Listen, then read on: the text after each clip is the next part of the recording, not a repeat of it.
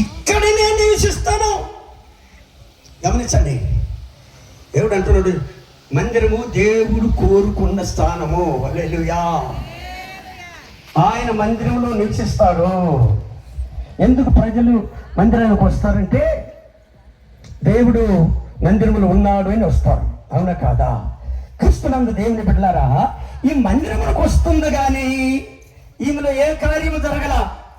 18 సంవత్సరం నుంచి వస్తుంది కానీ దినదినముకు ఇంకా బలకీల పడుతుంది, ఇంకా నడుము వంగిపోతుంది. గమనించండి, ఈమెలో ఏ మేలు జరగలేదు కానీ మందిరం మాత్రం వదిలిపెట్టలా. ఆమేన్. దేవునికి స్తోత్రములు. ఈయన ఏం వంగిందంట? నడుము వంగిందంట. నేను మీకు ఒక ప్రశ్న వేస్తాను, మీకు ఎవరికన్నా నడుము వంగిందా? మీరేమంటారు? బలివాడు అయ్యా, ముసలోడికి నీ వంగొచ్చు కానీ నాకెందుకు నడుము వంగతి అంటారేమో. నేను చూపిస్తాను నడుము వంగిన సంగతి. ఏంటంటే పేతురు పత్రిక 1 పేతురు 1 అధ్యాయం 13 వచ్చిన ఒక మాటను చదవండి. కాబట్టి మీ మనస్సును నడుముగట్టుకొని, గమనించండి, పేతురు భక్తు కోటికి రాస్తున్నాడు. భక్తులారా, మీ నడుములు కూడా వంగిపోతే, భక్తి లేని వాళ్ళు కాదు, భక్తి కలిగిన వారు కూడా నడుములు వంగిపోతేట. కాబట్టి మీ మనస్సును నడుమనగా మనస్సు. గమనించండి, నడుము ఏంటంటే మనస్సు. ఈ మనస్సుని నడగొట్టుకోండి చాలు.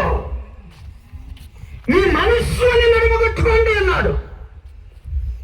ఏమిట్లో కట్టమంటున్నాడు అంటే, గమనించండి, నడుము కట్టడానికి బట్టతో కడితే ఈ మనస్సు ఆగుద్దా? ఏమండి, ఈ మనసును బెల్ట్ పెట్టి తాగుద్దా?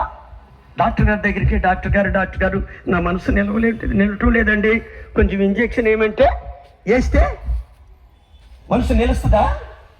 అయితే పేతురు అంటున్నాడు భక్తి కోటికి, భక్తులారా మీరు కూడా జాగ్రత్తగా ఉండండి, మీ మనస్సు అని నడుము కట్టుకోండి. ఎందుకన్నాడంటే మనస్సు వేగము లోకములో ఏ ప్రయాణ సాధనలో లేదు. అవునా కాదా? గుర్తుపెట్టుకోండి. మనకు భూమి మీద వెళ్ళేదానికి ఏమున్నాయి? మోటార్ సైకిల్ ఉన్నాయి, కార్లు ఉన్నాయి, బస్సులు ఉన్నాయి. పట్టణాల మీద రైళ్ళు వెళుతున్నాయి. ఆకాశాన్ని చూస్తే ప్లేట్లు వెళుతున్నది.